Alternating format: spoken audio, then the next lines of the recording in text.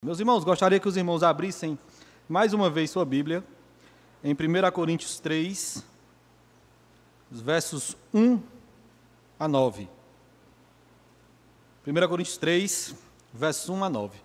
Meus irmãos, a gente vive numa época muito difícil, onde as pessoas demoram a crescer, demoram a ter maturidade. Hoje em dia não é difícil ver crianças, 3, 4 anos, que ainda mamam. Não é difícil ver adolescentes, 15, 16 anos, que não têm capacidade de resolver nada na sua vida. Para pegar um ônibus, para ir ao centro é uma dificuldade porque não sabe. Para atender o telefone é uma dificuldade porque não sabe. Existem homens adultos que não têm capacidade de gerir nem a própria vida, quem dirá uma família. Existem mulheres adultas que não têm capacidade de gerir nem a si mesmo, quem dirá educar uma criança, um filho. É uma realidade geral na nossa sociedade. As pessoas demoram a crescer, demoram a terem maturidade, demoram a entender que o tempo está passando. Hoje encontramos muitos homens com 40, 50 anos que ainda vivem como adolescentes. Levam a vida sem pensar no seu futuro, sem pensar na sua família, sem pensar nos seus filhos. Essa é uma realidade geral. E, infelizmente, essa é uma realidade que também reina dentro da igreja. Nós estamos esquecendo de crescermos, de nos tornarmos maduros na nossa vida, maduros na nossa fé. E essa realidade é uma realidade antiga. A gente vai ver Paulo tratando sobre isso aqui na carta aos Coríntios, na sua primeira carta aos Coríntios. Ele já tratava, já dizia, olha, vocês são imaturos, vocês são crianças na fé. A igreja de Coríntios, meus irmãos, ela é uma incógnita, porque ela tinha muitos dons, ela tinha muitos profetas, era uma igreja viva, vibrante na sua forma de cultuar a Deus, mas era uma igreja imatura na sua fé, imatura na sua vivência cristã. Apesar de ter um monte de dom, apesar de ser uma igreja vibrante, continuava engatinhando na fé cristã. É isso que Paulo irá tratar nesses versículos que aqui nós vamos ler. 1 Coríntios 3, versos 1 ao 9. Diz assim: Eu, porém, irmãos, não vos pude falar como a espirituais, e sim como a carnais, como a crianças em Cristo. Leite vos dei a beber, não vos dei alimento sólido, porque ainda não podeis suportá-lo, nem ainda agora podeis, porque ainda sois carnais. Porquanto, havendo entre vós ciúmes e contendas, não é assim que sois carnais e andais segundo o homem? Quando, pois, alguém diz, eu sou de Paulo, e outro, eu de Apolo, não é evidente que andais segundo os homens? Quem é Apolo e quem é Paulo? Servos por meio de quem crestes, e isto conforme o Senhor concedeu a cada um. Eu plantei, Apolo regou, mas o crescimento veio de Deus, de modo que nem o que planta é alguma coisa, nem o que rega, mas Deus que dá o crescimento. Ora, o que planta e o que rega são um, e cada um receberá o seu galardão, segundo o seu próprio trabalho, porque de Deus somos cooperadores, lavouros de Deus, edifício de Deus, sois vós. Essa é a palavra do Senhor. Vamos orar mais uma vez, meus irmãos? Senhor nosso Deus, Pai, nós te louvamos pela Tua palavra, te louvamos pelo Teu Espírito, te louvamos pelo Teu Filho, Pai. Te agradecemos porque o Senhor nos conduz através da nossa vida, Pai. O Senhor nos conduz neste mundo mal, conduz a nossa vida neste mundo mal através da Tua palavra. Senhor, te pedimos que Teu Espírito Santo possa falar conosco esta manhã, possa nos conduzir, Pai, a uma maturidade na fé no Teu Filho Jesus. Pai, nós te pedimos assim, em nome de Jesus. Amém. Meus irmãos, a cidade de Corinto era uma cidade grande, não devia nada, não deixava a dever nada às grandes cidades de hoje. Era uma megalópole, era uma cidade rica, com muitos prédios, muito suntuosa, era comparável a qualquer grande capital dos nossos dias. Claro, não tinha tecnologia, não tinha eletricidade, mas era uma grande cidade. Era uma cidade muito rica. Ela era muito rica porque ela possuía 2 portos principais, onde todo o comércio daquela região girava. Os 2 portos girava o comércio e com isso trazia muito dinheiro e muitas pessoas. Então eles eram muito ricos e tinha muitas culturas envolvidas naquela cidade. E essas culturas, meus irmãos, era uma cultura que levava aquele povo a uma devassidão, a uma imoralidade. A cidade de Corinto não devia nada às grandes cidades de hoje.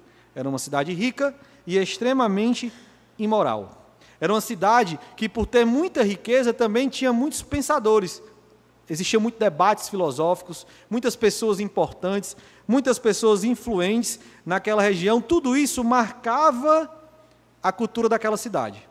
Mas tinha algo que era principal naquela cultura. Eles eram extremamente imorais, ao ponto de criarem o termo corintianizar, que era um termo que dizia que a pessoa estava vivendo em imoralidade. Era uma pessoa que vivia uma vida completamente imoral.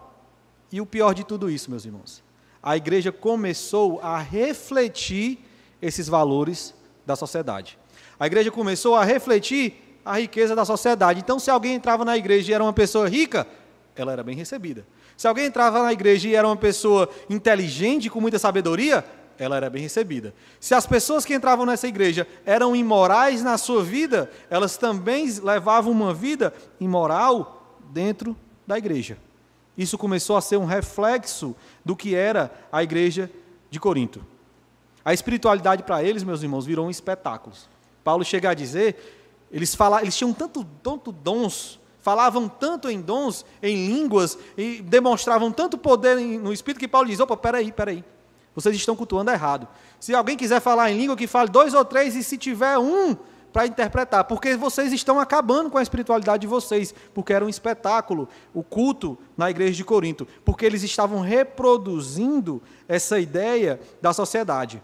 Os dons dentro da sociedade viravam motivo de disputa. Se eu tenho mais dom, eu sou melhor do que você. Se eu tenho mais dinheiro, então eu tenho que ser recebido melhor do que você, eu estou dando mais dinheiro para a igreja. Eu estou dando mais dinheiro para o reino de Deus cresça, então eu tenho que ser mais recebido do que você, que não está trazendo tanto dinheiro. Essa era a cultura dentro da igreja de Corinto. E com isso, meus irmãos, o evangelho estava sendo ofuscado. Cristo estava sendo apagado, porque as pessoas estavam olhando para coisas humanas dentro do corpo de Cristo. E Paulo vai trabalhar nessa passagem exatamente esses problemas. Ele vai exortar os coríntios a abandonarem uma fé infantil, que tudo isso que eles faziam demonstravam que eles tinham uma fé infantil, e vai fazê-los avançar rumo à maturidade espiritual. Paulo diz assim, peraí, está tudo errado aqui. Vocês estão vivendo o evangelho de uma forma que Cristo nunca disse que vocês vivessem. Está tudo errado aqui porque vocês têm uma fé infantil. Vocês precisam amadurecer a fé de vocês. E ele vai nos apresentar 3 verdades essenciais. Primeiro, que os coríntios, e nós também, precisamos superar a imaturidade espiritual. Sair de uma fé imatura, deixar de ser menino na fé e crescer para uma fé madura. Segundo, devemos enxergar os líderes espirituais como servos e não como ídolos. Aquela igreja recebia pessoas inteligentes, sábias, e com isso fazia com que essas pessoas se tornassem ídolos. Viam essas pessoas como alguém, às vezes, até maior do que Cristo, porque eram seus ídolos. E Paulo diz, não, peraí, eles são servos. Nós somos servos de Cristo. E em terceiro, nós somos chamados a viver em unidade como cooperadores de Deus. Quando a gente tem uma fé madura, quando a gente amadurece na fé cristã, isso gera unidade e nós nos tornamos cooperadores de Deus junto com os irmãos. A ideia central aqui que Paulo vai trazer é que Deus nos chama a crescer espiritualmente, deixando a imaturidade para viver em unidade sob a orientação do seu Santo Espírito. Paulo vai tratar isso nesses versos. E nos versos 1 a 3, ele começa a desenvolver essa ideia. Demonstra que nós devemos superar a imaturidade no discipulado. Ele vai dizer, todos nós somos discípulos, mas todos nós devemos ser discípulos maduros na fé cristã. Ele vai dizer no verso 1, gostaria de pedir que você ficasse com sua Bíblia aberta, que nós vamos caminhar nesses versículos. Verso 1 ele diz assim, eu, porém, irmãos, não vos pude falar como a espirituais, e sim como a carnais, como a crianças em Cristo. Ele começa esse capítulo com uma dura verdade. ele joga na cara desses irmãos uma verdade muito dura. Eu não posso tratar vocês como espirituais, não posso. Eu tenho que tratar vocês como a carnais, como a crianças em Cristo. Ele diz, apesar de vocês serem irmãos, eu não tenho como tratar vocês como espirituais, porque vocês estão se dizendo irmãos, mas estão vivendo conforme a sua velha natureza. Vocês estão trazendo toda essa realidade da sociedade que vocês vivem para dentro da igreja. Isso é ser carnal, isso é ser menino na fé cristã. Era como se esses irmãos estivessem passado a vida toda preso numa cadeia e continuassem vivendo agora livres, mas como se ainda estivessem presos.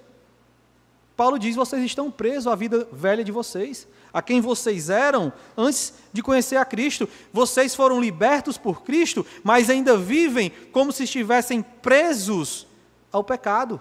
Por isso vocês são carnais, por isso vocês são crianças. Mesmo em Cristo, vocês têm uma vida espiritual fraca, limitada. Vocês estão vendo esses dons de vocês? Vocês acham que porque curam? Vocês acham que porque profetizam, vocês são maduros na fé? Não.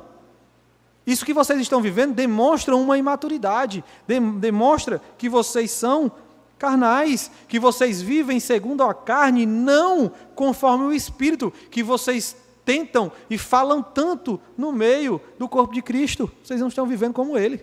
Vocês são carnais. Vocês são meninos. Vocês são imaturos na fé cristã. Mas o que é, meus irmãos, a maturidade cristã? Quem aqui consegue definir o que é uma maturidade cristã? Será que maturidade cristã é apenas mudar as circunstâncias das nossas vidas? Mudar as circunstâncias externas da nossa vida? Por exemplo, a pessoa bebia, fumava antes de conhecer a Cristo, agora não bebe, não fuma mais. Ela é uma pessoa madura? Isso envolve maturidade cristã? Envolve crescimento, mas maturidade não é só isso. Deixar as práticas externas são as coisas mais fáceis de fazer na vida cristã. A coisa mais fácil de fazer na vida cristã é se você jogava, se você era um apostador, você deixar de apostar. Isso é fácil, são práticas carnais. A maturidade cristã está envolvendo o nosso coração. Como está o nosso coração? Ela é uma transformação contínua da nossa mente, do nosso coração, operado pelo Espírito Santo de Deus. A gente pode até abandonar essas práticas que o mundo fazem, como beber, fumar, adulterar, jogar, apostar. A gente pode até abandonar isso e ainda assim continuar sendo um crente imaturo, uma criança no Evangelho, porque não é prática, meu irmão, é o coração. É como nós entendemos a nossa vida, vemos a nossa vida, é morrer para a vida velha, morrer para quem nós éramos, morrer para aquela antiga vida, para aquela antiga forma de entender o mundo. É o que a teologia chama de cosmovisão, a forma de que você vê o mundo, é morrer para essa vida, para essa visão que você tinha do mundo. Maturidade espiritual envolve isso, está no coração. Essas práticas são só galhos de uma raiz que está errada. Os galhos, se você cortar uma árvore, cortar ela no meio, se ela não morrer por conta disso, os galhos vão nascer de novo, porque a raiz está lá. Paulo diz, olha, a maturidade envolve a raiz, o fundo, a alma do coração. Aquilo que está em você, não são as suas práticas, é você ser moldado dia após dia pela cruz de Cristo. É você olhar para as suas práticas, para o seu pecado, para o seu coração e olhar, Cristo morreu por isso, e por isso eu vou viver conforme a vida dele. Maturidade envolve isso, é morrer para quem você era. Um exemplo, meu irmão, de uma morte para quem era, é a do próprio apóstolo Paulo. Paulo era perseguidor da igreja. Paulo, ele autorizava prisões e mortes na igreja. Ele chegou a pedir uma carta para matar as pessoas. E esse homem, quando caiu do cavalo, morreu. Esse homem, quando ouviu a voz de Jesus, Saulo, Saulo, por que tu me persegues? Morreu. Fisicamente ele continuava vivo, mas Deus o alcançou de tal forma que aquele que vivia para perseguir, agora se tornou o maior plantador de igreja da história cristã, o maior missionário de Cristo. Esse homem morreu e nasceu em Jesus. E nasceu para proclamar a graça que o salvou, para proclamar o evangelho que o tocou. Ele foi tão transformado, meus irmãos, que no final da sua vida, ele entregou a sua vida para ser martirizado. Ele que matou cristãos, que perseguiu cristãos, chegou ao ponto no final da sua vida de dizer: não, eu quero morrer por esse Cristo que me matou, mas que me fez nascer de novo, que transformou a minha história. Meus irmãos, isso é maturidade. Paulo saiu de um perseguidor para um plantador de igreja, para alguém que amou a igreja, para alguém que dirigiu a igreja, para alguém que chegou ao ponto de entregar a vida pelo evangelho do Senhor Jesus. Paulo se tornou um homem maduro. E a história de Paulo, ela é maravilhosa, meus irmãos, porque ela nos inspira. Não há ninguém tão perdido que Cristo não possa alcançar. Não há ninguém tão perverso que a graça do nosso Senhor não possa modificar. Não há ninguém que odeie tanto Cristo que o amor de Cristo possa transformar. Não há, meu irmão. Isso inspira a nossa vida. Pessoa, por mais perdida que ela esteja, Cristo é capaz de resgatar. Meu irmão, se você pensa em alguém que você ama, que não conhece o Evangelho,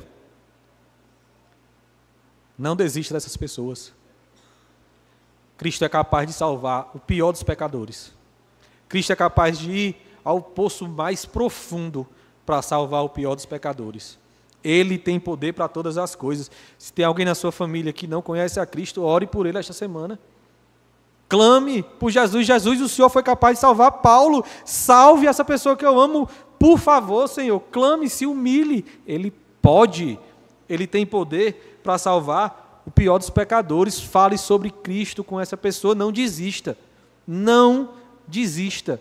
Porque o nosso Deus é poderoso para salvar qualquer pessoa neste mundo. Isso envolve maturidade, certeza do nosso coração. Nós fazemos isso quando o nosso coração está maduro em Cristo, ao ponto de saber que Ele é capaz de salvar qualquer pessoa, por mais perversa que ela seja. No verso 2 ele diz assim: leite vos dei a beber, não vos dei alimento sólido, porque ainda não podieis suportá-lo, nem ainda agora podeis, porque ainda sois carnais. Quando Paulo esteve com os coríntios a primeira vez, meus irmãos, ele deu leite espiritual para eles. Foi ensinar o básico do Evangelho, os fundamentos do Evangelho. Aqueles irmãos não conheciam nada, então ele tinha que falar para eles o que era básico, o que era fundamental no Evangelho, dar leite. O grande problema é porque eles continuavam assim. Quando Paulo escreve essa carta, meu irmão, e isso é um dado alarmante para nós como igreja, provavelmente ele tinha plantado essa igreja fazia apenas 5 anos. Paulo plantou a igreja, passou um tempo vivendo com essa igreja, colocou um pastor para cuidar da igreja e continuou a sua obra missionária. Provavelmente, entre 4 e 5 anos, ele escreve essa carta para os coríntios. E ele diz: olha, vocês já têm 4 ou 5 anos de evangelho, vocês já eram para ser maduros. Vocês ainda são meninos na fé. Eu tenho certeza que a grande maioria de nós que aqui estamos, temos bem mais tempo de evangelho do que isso. Mais do que 4 ou 5 anos de evangelho. E Paulo diz: olha, vocês já têm esse tempo todo de evangelho, 4 ou 5 anos, e ainda são imaturos na sua fé. Eu não posso lhe dar alimento sólido, eu tenho que dar leite espiritual, porque vocês são imaturos. E existem 2 formas de imaturidade cristã, meu irmão. A primeira delas é quando alguém não conhece profundamente o Evangelho. Ele é como um aluno que assiste às aulas, mas não entende nada do que assistiu naquelas aulas. Vai fazer a prova, não lembra nem qual foi a matéria que o professor falou naquele bimestre, naquele semestre, porque ele não aprendeu nada. Ele está lá, assistindo a aula, ele está lá, acompanhando o livro, mas ele não aprendeu nada. Ele não tem fundamento, base nenhuma daquela matéria. Ele não sabe de nada, ele continua sendo um imaturo naquela matéria. Ainda está no nível do leite naquela matéria. Meus irmãos, assim somos nós. Muitos de nós que aqui estamos, ouvimos a palavra domingo após domingo, quinta após quinta, e continuamos imaturos na fé. A gente não conhece o básico, o fundamento no Evangelho. Quem aqui, meus irmãos, foi salvo por Cristo? Mas Cristo lhe salvou de quê? Você consegue definir isso? De que Cristo lhe salvou? Cristo lhe salvou talvez de uma vida perdida, eu era alcoólatra e agora não sou mais. Foi isso que Cristo fez com você? Cristo lhe salvou porque eu tinha uma doença muito séria, eu ia morrer, mas Cristo derramou um milagre na minha vida e eu fui curado. Cristo lhe salvou disso? Não é isso que o Evangelho diz. Cristo nos salvou da morte eterna. Cristo nos salvou do pecado e nos deu vida em abundância e vida eterna. Esse é o básico do Evangelho. É uma realidade que nós encontramos quando estamos dando aulas sobre o Evangelho, de muitas pessoas não saberem o que é o básico, não saber do que Cristo lhe salvou. Pessoas dizem que, quando você pergunta, Cristo te salvou de quê? A pessoa não consegue responder do que Cristo lhe salvou. Meus irmãos, será que nós conseguimos explicar a nossa fé? Chegasse alguém no nosso trabalho e perguntasse, meu irmão, o que é o cristianismo? Você saberia responder? O que é que você diria a essa pessoa? O que é que eu diria para essa pessoa? Isso é o básico, meu irmão. Isso demonstra imaturidade quando a gente não conhece o fundamento do Evangelho. Essa é uma forma de sermos imaturos. A segunda forma é quando a pessoa até conhece o Evangelho. Sabe as respostas doutrinárias, conhece teologia, conhece tudo. Quando eu pergunto, você consegue definir o Evangelho? A pessoa sabe definir perfeitamente, doutrinariamente, o que é o Evangelho, o que é Jesus Cristo. Mas leva uma vida completamente distante desse conhecimento que ela tem. Isso também é imaturidade. Imagine um aluno que estuda, conhece a matéria, lê os livros, mas gazeia a aula toda semana, não faz a prova, quando faz a prova não quer fazer, risca a prova todinha, é a mesma coisa. A pessoa conhece tudo, mas não sabe de nada. Conhece a doutrina, conhece a teologia, mas a sua vida não foi transformada por essa doutrina, por essa teologia. A sua vida não foi transformada por esse Cristo que morreu para lhe salvar. A gente pode saber a resposta certa, meus irmãos, mas o quanto que essa resposta certa tem do nosso coração. O quanto que a minha vida é dirigida por essa resposta certa, quanto as minhas práticas são dirigidas por essa resposta certa. Cristo morreu pelos pecadores, dos quais eu sou o pior. Quanto da minha vida é dirigido por essa verdade, meu irmão? Quanto das nossas vidas são dirigidas por essa verdade? Você quer saber como é muito fácil descobrir, se você até conhece o Evangelho, mas não vive ele? É perguntar à sua esposa. Se alguém perguntasse à sua esposa se você é cristão, qual seria a resposta dela? Se alguém perguntasse ao seu marido se você é um crente, qual seria a resposta dele? Aos seus filhos. Isso, meus irmãos, é maturidade. Quando mesmo as pessoas mais próximas da gente, mesmo conhecendo as nossas falhas, nós vamos falhar, mesmo conhecendo os nossos erros, nós vamos errar, olham para a gente e dizem, o meu marido, a minha esposa é um crente verdadeiro, que mesmo nas suas falhas, ele resplandece a imagem de Jesus. Isso é maturidade, meus irmãos. É isso que Paulo está alertando.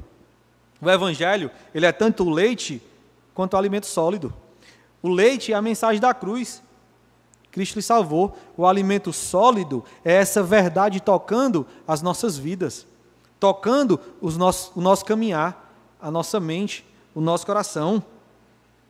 Quando essa verdade toca de verdade o meu coração, meus irmãos, o meu casamento ele é transformado. O casamento, às vezes, perdido, destruído, ele é transformado simplesmente porque essa verdade dominou o meu coração completamente. Os meus filhos percebem isso porque essa verdade dominou o meu coração completamente. Meus irmãos, essa verdade ela é demonstrada até nas redes sociais. Você, às vezes, vê a rede social de um crente e você fica abismado com aquilo, abismado com aquela realidade. Até as nossas redes sociais demonstram se nós somos maduros na fé. E os coríntios precisavam crescer, e nós também. Efésios 4:13 vai nos chamar a esse crescimento. Ele vai dizer assim, até que todos cheguemos à unidade da fé e do pleno conhecimento do Filho de Deus, ao estado de pessoa madura, à medida da estatura da plenitude de Cristo. Esse é o foco. É nós crescemos à estatura da plenitude de Cristo. E esse foco é maravilhoso porque ele é inalcançável. Por mais que eu cresça hoje, amanhã eu tenho mais a crescer. Por mais que eu cresça amanhã, depois de amanhã eu tenho mais a crescer. Porque a estatura da plenitude de Cristo é inalcançável. Mas a gente tem que continuar buscando. todos os dias. Crescer na fé cristã, crescer no conhecimento de Cristo. Meus irmãos, quantas vezes você já leu a Bíblia inteira, de Gênesis e Apocalipse? Eu não vou nem pedir a resposta. Meus irmãos, a gente não cresce porque a gente não busca. Meus irmãos, deixa eu dizer algo para cada um de nós que aqui estamos. Se todos nós que aqui estamos dedicássemos 15 minutos do nosso dia, todos os dias, para ler a Bíblia, nós cresceríamos mais espiritualmente. 15 minutos. Eu não vou colocar nem 10% do tempo que você passa na rede social. O Instagram, ele tem, já viram lá aquele tempinho que você bota, quanto tempo eu passo? Se pegar 10%, vai dar aí uns 20 a 30 minutos, com certeza. Não vou nem colocar isso tudo. Se a gente tirar 15 minutos, será que Deus não é digno de 15 minutos da nossa vida diariamente? Da leitura da palavra, da oração? Isso nos faz crescer. E Paulo continua. Verso 3 ele diz: porque havendo entre vós ciúmes e contendas, não é assim que sois carnais e andais segundo o homem? A imaturidade e a carnalidade dos coríntios, ela era demonstrada pela presença de ciúmes e contendas dentro da igreja. Havia disputa naquela igreja. Disputa quem era o maior, quem era o mais inteligente, quem era o mais poderoso. Alguns diziam, eu sou de Paulo, eu sou de Apolo. Outros diziam, eu sou de Pedro. Outros diziam, eu sou de Jesus. Havia guerra, ciúme. Isso demonstrava a carnalidade. Isso era a carnalidade em ação. Esse tipo de divisão, meus irmãos, destrói os relacionamentos da igreja. Destrói o relacionamento do corpo de Cristo. Quando você quer se dividir entre homens, se dividir entre ministérios, se dividir entre pessoas. Quantos irmãos abandonaram a igreja, o corpo de Cristo, por conta disso, meus irmãos? Inveja, contenda, ciúme, irmãos que querem ser maiores do que os outros, irmãos que gostam de fofoca, que gostam de falar da vida dos outros, para se exaltar, dizer, olha, o irmão ali vive uma vida perdida, mas eu não, eu sou crente, eu sou cristão. Quantos abandonaram a igreja por conta disso? Por conta dessas realidades? Meu irmão, será que as nossas palavras, os nossos olhares, os nossos comentários não estão gerando isso no corpo de Cristo? Será que a gente não está dividindo o corpo de Cristo pelas nossas posturas, pelas nossas atitudes? Será que a gente não está contribuindo para que alguém se sinta inferiorizado no corpo de Cristo, rejeitado no corpo de Cristo? Será que as nossas posturas não estão fazendo isso? Meu irmão, a igreja deve ser um ambiente onde as feridas são curadas, não formadas. A igreja deve ser um ambiente onde as pessoas são amadas, não divididas. A igreja deve ser um ambiente onde as pessoas se sentem bem, não inferiorizadas. Deve ser um lugar de graça, meu irmão, de amor, não de competição. A igreja ela precisa buscar promover a paz intencionalmente. Decidir receber bem os irmãos, decidir fazer com que os irmãos se sintam bem no corpo de Cristo.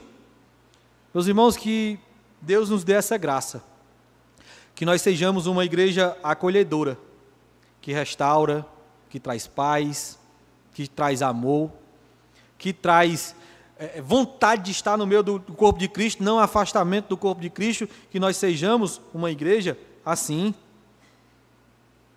Porque se nós não formos, meus irmãos, nós seremos crentes carnais, imaturos na fé. A gente precisa viver pelo Espírito, não se comportar como a sociedade, como esses coríntios estavam fazendo. Eles estavam trazendo essas práticas para dentro da igreja, e isso fazia com que as pessoas não se sentissem bem no corpo de Cristo. E isso era ser crente carnal. E a Bíblia, meus irmãos, ela é muito clara em dizer que há duas classes de pessoas: os crentes e os descrentes. Não tem outra. Ou você é crente, ou você não é. A Bíblia é muito clara em relação a isso. Algumas pessoas utilizam esse texto para criar uma terceira classe de pessoa, que é o crente carnal. O que é o crente carnal? É alguém que confessou a Cristo, algo muito comum na nossa realidade atualmente. A pessoa está no culto, levanta a mão, quem quer confessar a Cristo? Eu. Aí a pessoa confessa a Cristo, mas a sua vida não muda nada desse confessar. Aí eles vão dizer, olha, essas pessoas são crentes, só que elas são crentes carnais, elas são crentes, mas vivem conforme o mundo. Elas são crentes, mas eles são crentes carnais, e usam esse texto para defender mas Paulo não está dizendo isso. Esse texto não vai defender que existe uma possibilidade de um crente carnal. Paulo está dizendo assim, olha, isso que vocês estão fazendo é inaceitável para um crente. Isso que vocês estão fazendo não é ser cristão. Abandonem essas práticas, porque senão isso vai demonstrar que você nem crente é. Isso não está defendendo que são crentes carnais, como algumas pessoas fazem hoje. Se dizem crente, meus irmãos, mas misericórdia. Misericórdia por esse Jesus que a salvou. A sua vida é totalmente perdida, totalmente longe do Evangelho. O domingo, o culto de domingo, é só algo para acalmar a sua mente. Não, pelo menos eu fui para a igreja no domingo. Passei a semana mentindo, roubando, traindo minha esposa, vendo pornografia no celular, mas fui para a igreja no domingo, recebi a bênção, eu sou abençoado por Cristo. A Bíblia nunca defendeu isso, nunca, nunca. Ser crente, meus irmãos, é ter a vida totalmente dirigida por Jesus. Não é você vir para a igreja no domingo e na semana ser desonesto no seu trabalho, ser desonesto nos seus negócios. E muitos vivem dessa forma. Muitos têm um casamento ruim, destruído, confessam a Cristo e o seu casamento piora. Que Jesus é esse, meu irmão? Que não tem poder para transformar um relacionamento. Que não tem poder para transformar um lar, uma família. O Jesus que eu conheço, o Jesus da Bíblia, é um Jesus que muda tudo, que faz tudo novo. Que muda todas as coisas. Que transforma para que o nome de Deus seja glorificado. Esse é o Jesus que eu conheço. Se eu confessei a Cristo e meu casamento continua ruim, e a minha vida continua ruim, eu continuo desonesto, tenho que ter cuidado com o meu confessar. Será que esse confessar ele foi verdadeiro? Meus irmãos, eu não estou falando aqui sobre perfeição. Ninguém é perfeito, só Jesus. Claro que nós vamos continuar cometendo pecados, cometendo erros, cometendo falhas. Claro que você é crente, você era um marido ruim, melhorou, mas continua cometendo alguns erros com a sua esposa. Você continua cometendo algum erro com o seu marido, mas isso não é o ordinário, não é o que acontece dia após dia. Isso é casos específicos. Você falha hoje, amanhã você pede perdão. Peça perdão amanhã não, peça hoje ainda, o dia que você falhou. É um casamento transformado a esse ponto, que mesmo nas nossas falhas, nós demonstramos o Jesus que nos salvou. Meus irmãos, Jesus nos muda por completo. Por completo. Totalmente. Não são só práticas, é o meu coração que ele muda. E a imaturidade, meus irmãos, faz com que nós não cresçamos nessa realidade, distorce o nosso comportamento, mas distorce também a nossa visão sobre liderança. É o que Paulo vai dizer nos versos 4 a 7, vai falar sobre essa liderança no discipulado.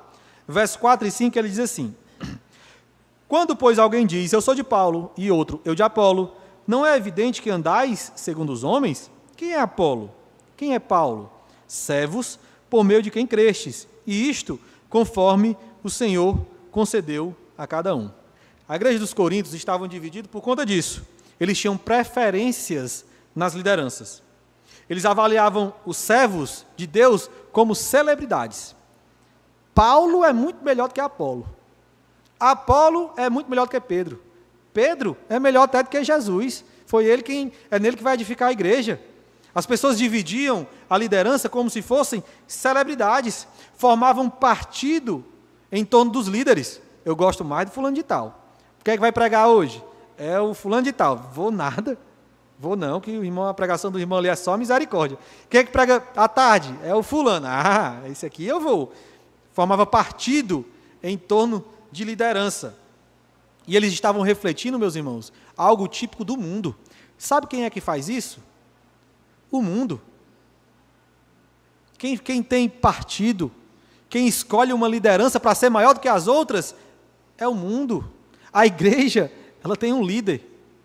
Esse líder morreu na cruz. Todos os outros são servos desse líder. É isso que Paulo vai falar aqui. Demonstra que é imaturidade quando nós exaltamos líderes e formamos um partido em torno deles, porque esses líderes eles não são mestres, meus irmãos, que a gente pode entregar a vida. Eu vou me converter porque o irmão Ronaldo pregou. Meu irmão, amanhã você está perdido, se for por mim. Misericórdia, faça isso não. Se nós buscarmos uma liderança, Spurgeon uma vez encontrou, Charles Spurgeon, um grande pregador do século XVIII, uma vez encontrou um bêbado na rua, e o bêbado olhou para ele e disse: Pastor Spurgeon, eu sou irmão da sua igreja, eu sou servo do Senhor. Ele disse: é mesmo, é servo meu, porque se você fosse servo de Cristo, você não estava assim não, você deve ser servo meu. E é isso que a imaturidade faz no nosso coração, a gente torna partido em torno de liderança. Paulo está confrontando isso. Versos 6 e 7, ele vai dizer: eu plantei, Apolo regou, mas o crescimento veio de Deus, de modo que nem o que planta é alguma coisa, nem o que rega, mas Deus que dá o crescimento. Os coríntios estavam agindo, meus irmãos, como se a bênção viessem do pregador, de Paulo, de Apolo, e Paulo vai demonstrar isso com uma imagem muito simples. Ele diz: olha, eu plantei, Apolo regou, mas o crescimento veio de Deus. Eu plantei, Apolo regou, mas no final das contas, foi Deus que fez tudo. Meu irmão, um jardineiro planta, um jardineiro pode plantar, pode colocar sementes, um outro jardineiro pode vir e regar aquela semente, mas nenhum dos dois tem poder para fazer aquela semente nascer, nenhum dos dois. Se Deus não quiser, aquela semente morre debaixo da terra. É isso que Paulo está dizendo. Olha, eu plantei, porque Paulo foi quem plantou a igreja. Apolo regou, porque Apolo foi quem pastoreou a igreja depois que Paulo plantou. Mas ele diz: mas o crescimento, vocês estão assim porque Deus quis. Vocês estão assim porque Deus quis. Não importa, meu irmão, quão capacitado seja um líder, quão boa oratória ele tenha, quão bom entendimento ele tem, a salvação é obra exclusiva do Espírito Santo de Deus. Eu posso usar a melhor eloquência aqui. Se o Espírito Santo de Deus não falar conosco, nada, não vai ter poder nenhum, vai ser só eloquência, só oratória. Vai ser só argumentação. Meus irmãos, eu posso gaguejar, como a minha esposa diz que eu gaguejo muito quando estou pregando, e misericórdia pelos irmãos, e mesmo assim, o Espírito Santo de Deus agir na vida de cada um de vocês, porque não sou eu, não é o pregador, é Deus quem dá o crescimento. Todo o trabalho de Paulo e Apolo teria sido em vão se Deus não tivesse colocado a mão naquela igreja e feito a igreja crescer. Todo o trabalho feito nesta igreja, desde o início, não teria tido valor nenhum se a mão do Senhor não estivesse sobre nós, nos fazendo crescer. Meus irmãos, Deus usa a pessoa por graça. Deus usa a pessoa por misericórdia, mas Ele não depende de ninguém. Ninguém, de homem nenhum. Ele que tem o poder para todas as coisas. Pregadores, pastores, líderes, são só instrumentos importantes. Deus usa de uma forma importante, mas são instrumentos de Deus.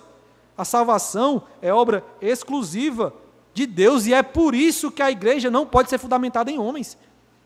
Não pode girar em torno de um homem, de uma liderança, porque tudo que há nela, inclusive os pregadores, vem de Deus. Tudo vem de Deus, e é por isso, e é isso que Paulo está fazendo, direcionando a atenção da igreja. Ele está dizendo: olha, deixem de focar nos líderes, porque esses líderes são servos, voltem-se para o Senhor, porque é só Deus que salva, é só Deus que santifica, é só Deus que deve ser exaltado, então foquem nele. Isso é um alerta para nós. Foquemos em Deus, em Jesus, não em homem, não em pessoas. Meus irmãos, muito nas igrejas hoje, estão na igreja por conta de um líder, alguém carismático, por conta de alguém que tem muita influência. É como se você fosse para um casamento, meu irmão, e ficasse mais interessado no cerimonialista. A noiva passa toda bonita, toda arrumada, passou ali 10 horas para se produzir, porque o negócio para demorar a se produzir é noiva, e a noiva está passando do seu lado e você está encantado com o cerimonialista. É a mesma coisa. É a mesma coisa. Você está olhando para a noiva, que é a igreja, você está olhando para o noivo, que é Jesus, e está encantado com o cerimonialista, que é o líder.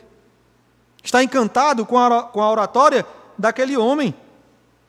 Meu irmão, se esse homem cair, se esse líder pecar, se esse pastor cair, você vai cair também. Você vai acompanhar. Isso é uma realidade, meus irmãos. Quantas igrejas que os pastores caíram, cometeram pecados, abandonaram o ministério, e irmãos até hoje estão desviados, porque olhavam para o cerimonialista e não para o noivo. Olhavam para o líder e não para a noiva. Meus irmãos, isso é um alerta. É perigoso nós focarmos os nossos olhos em homens, porque homens são falhos, meus irmãos. mais abençoado que o homem seja, ele é um pecador, pobre, cego e nu. A única coisa que ele tem é o Jesus que te salvou, que me salvou. Então, olhemos para Cristo. Não troque o noivo, a noiva, pelos servos. O servo só tem um papel. O líder, ele só tem um papel: apontar para Jesus. O único papel da liderança é dizer: olha, esse Jesus me salvou e é capaz de te salvar. Esse é o papel do líder, apontar para Jesus, porque só Jesus é o centro da igreja. Só Jesus é o bom pastor. Homem liderança nenhum.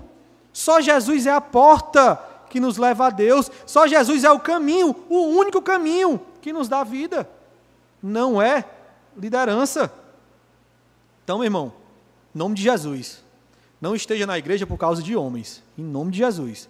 Esteja na igreja por conta de Jesus.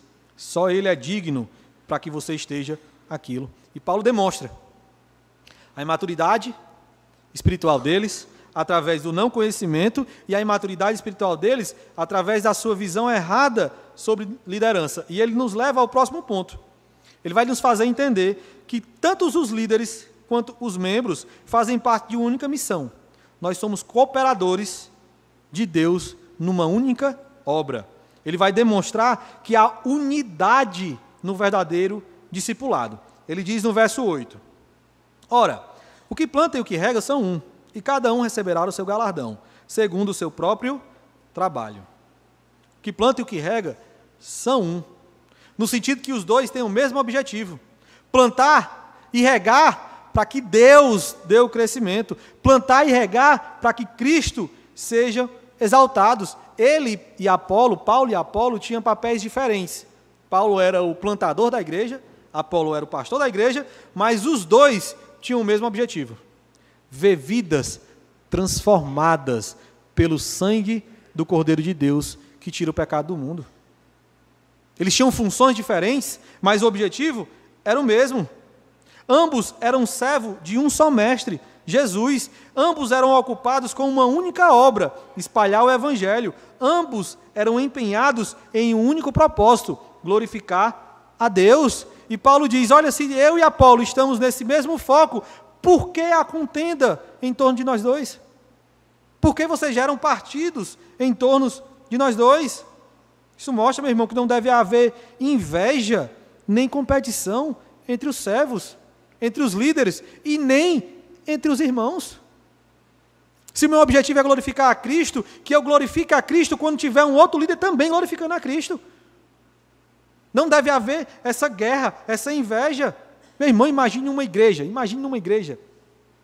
Que bênção seria, que bênção é estar em uma igreja onde todo mundo vive para a glória de Deus.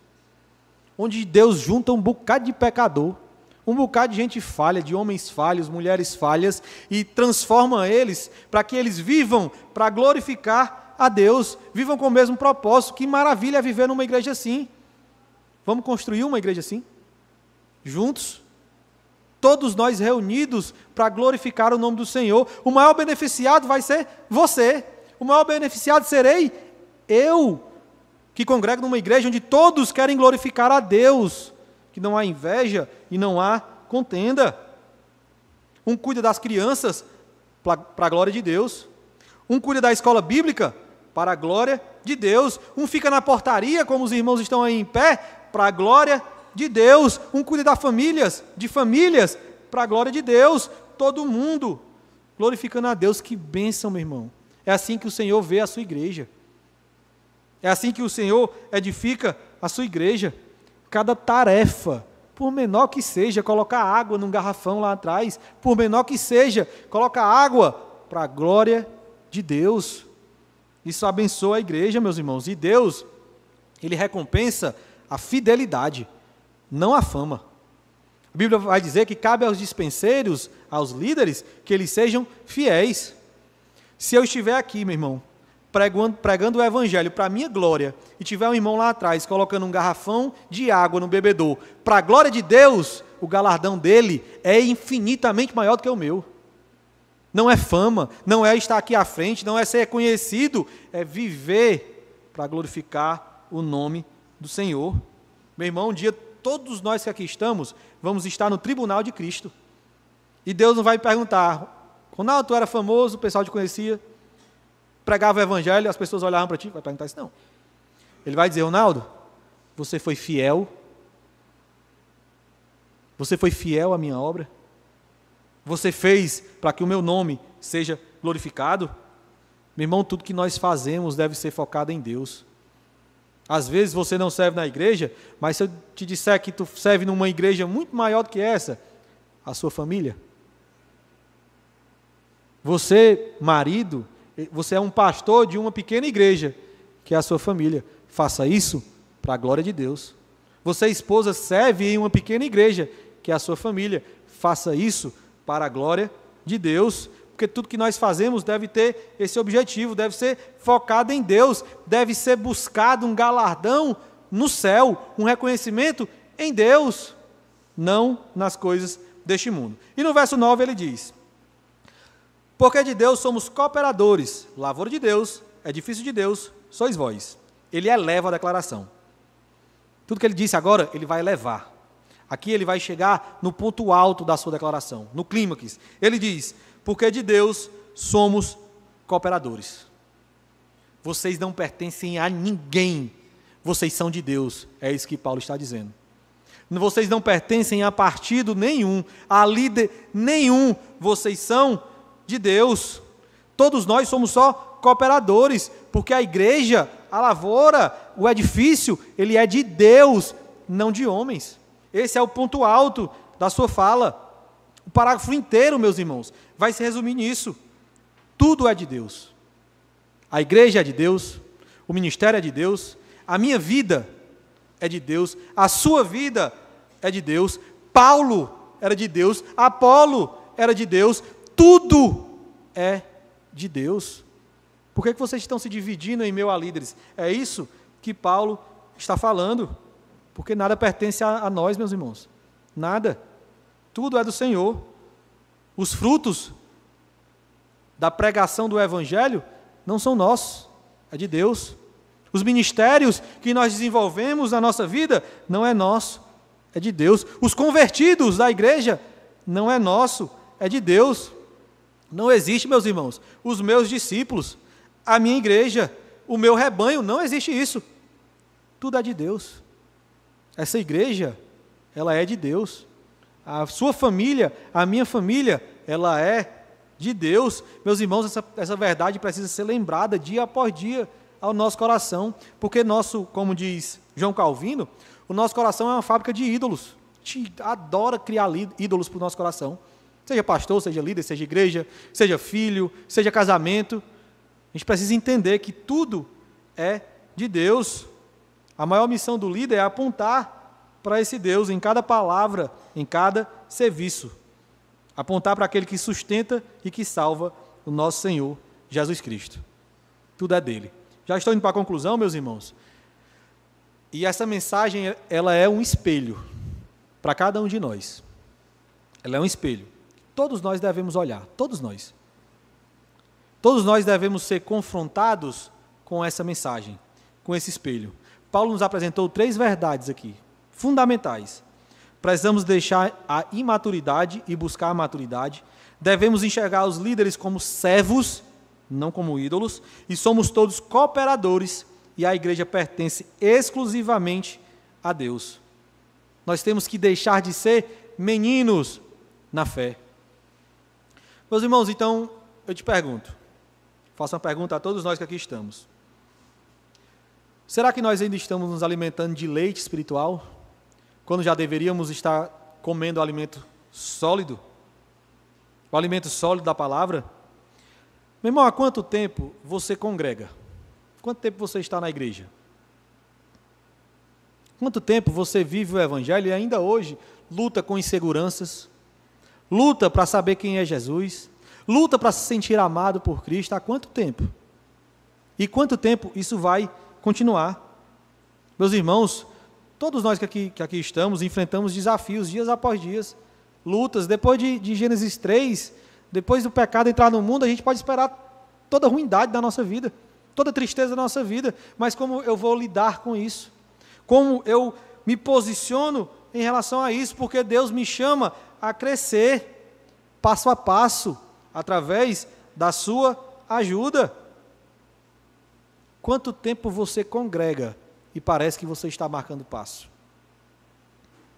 Meus irmãos, quem sustenta a nossa fé? É líder? É pregador? É estilo? É oratória? Ou é Jesus? Quem sustenta a nossa fé? Quem nos mantém? Será que é o ministério? Não, se esse ministério acabar, eu vou abandonar o evangelho. Se esse pastor se perder, se esse líder se perder, eu vou abandonar o evangelho. É verdade que você é sustentado por coisas tão falhas, tão fracas, tão falíveis? Não é Jesus que lhe sustenta? Meu irmão, ame a noiva, ame a igreja por causa do noivo, por conta de Cristo, não por ministério, não por liderança. Ele é o noivo, ame a noiva por causa dele. Cresça na fé, é isso que Paulo está falando. Você recebeu o Espírito de Deus, esse Espírito te guia rumo à maturidade, pois então, cresça na fé. O tempo de hesitar, meu irmão, de brincar de ser crente, passou. Passou. O mundo dá demonstrações claras que Jesus está voltando, e eu digo isso com muita convicção. Talvez a nossa geração seja a geração que vai ver Jesus vir. Talvez os nossos filhos, mas Jesus está voltando. Viva com essa realidade. Viva como um filho de Cristo, porque Cristo quer formar em mim, meu irmão, em você, discípulos maduros, cheios do Espírito Santo e comprometidos com a glória de Deus. É isso que Ele quer formar. E se você perceber, meu irmão, que está estagnado na fé, não se desespere. Calma, ainda há graça para recomeçar. Enquanto Jesus não vir, enquanto o Cordeiro não vier buscar a sua igreja, enquanto o noivo não voltar, ainda há graça para recomeçar. Se agarre a essa graça. Saia daqui hoje com a decisão de que, Senhor, eu vou tirar muito tempo do meu dia para você, 15 minutos. Ele vai se agradar, porque isso é graça. E a gente vai crescendo de graça em graça, de recomeço em recomeço. É Ele quem nos capacita a crescer. Ele que começou a boa obra em nós, é fiel para terminar. A sua palavra diz isso. Então se agarre nessa graça, meu irmão. Se você está estagnado na fé, Deus é poderoso para lhe transformar, para que você continue crescendo em Cristo. Então, meu irmão, se entregue de novo. Se entregue de novo, se jogue de novo nos braços de Jesus. Volte ao primeiro amor que talvez você um dia teve. Volte àquele sentimento que você tinha por Cristo, que talvez um dia você teve, porque Ele ainda está lá. Jesus continua lá e os seus braços estão abertos. As suas mãos estão feridas, mas os seus braços estão abertos para lhe receber de volta. Volte a crescer na fé do Senhor Jesus. Peça a Deus que Ele renove o seu coração, meu irmão, porque é isso que o mundo espera de nós. É isso que o mundo anseia.